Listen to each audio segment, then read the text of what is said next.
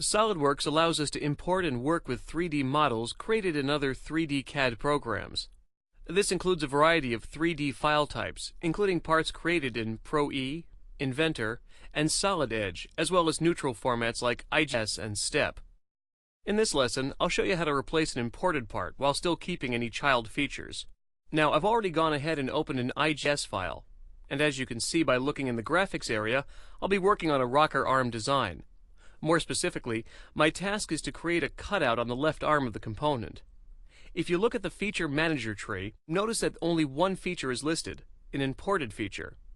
Typically, we would expect this part to consist of several features, such as an extruded boss, extruded cut, and maybe some fillets. However, by opening an imported part file, SolidWorks recognizes only the overall geometry of the part that is thus represented as a single imported feature. To complete my task, I'll go ahead and begin a sketch, using this front face as the sketch plane. Keep the selected sketch plane in mind, since this reference will be important later. I'll sketch a slot.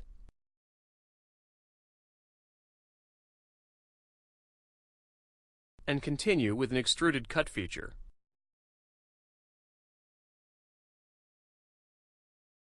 Now at this point, my task is done.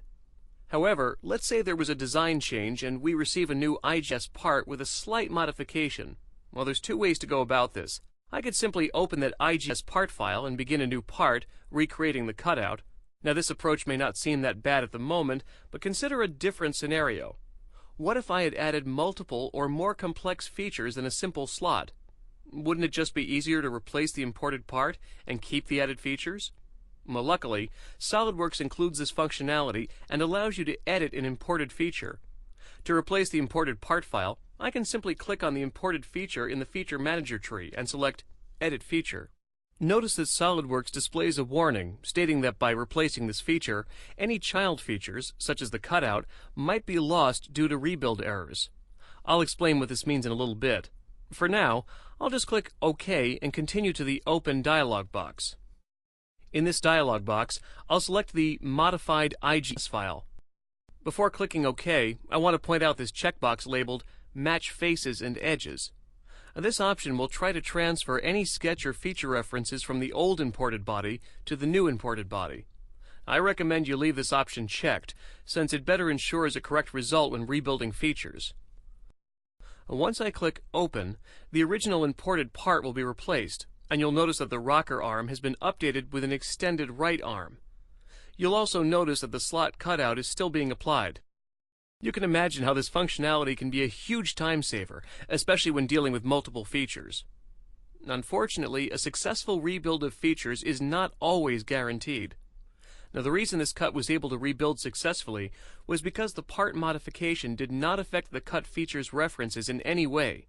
In other words, the arm extension had no effect on the front face, which, if you recall, was used as the sketch plane for our cut. If any referenced face or edge would have been affected by the modification, then we would have a problem. Let me show you what I mean. I'll go ahead and replace the imported part again by editing the imported feature. I'll click OK, and this time select the part called Rebuild Problem. I'll click Open. And now notice what happened. The cutout is no longer applied. Instead, a warning symbol is displayed next to the Cut Extrude feature inside the Feature Manager tree. If I right-click on the feature, I can see what's wrong, and SolidWorks tells me that it couldn't find the feature's sketch face or plane. As I just mentioned a little while ago, this is because the sketch plane was altered. Unlike the previous modification, which only extended the arm, this part modification increased the overall width, causing the front face to move in 3D space. Again, note that if a reference is changed in any way, SolidWorks will not be able to rebuild that feature. To fix this, I'll simply edit the sketch plane, and the feature is repaired.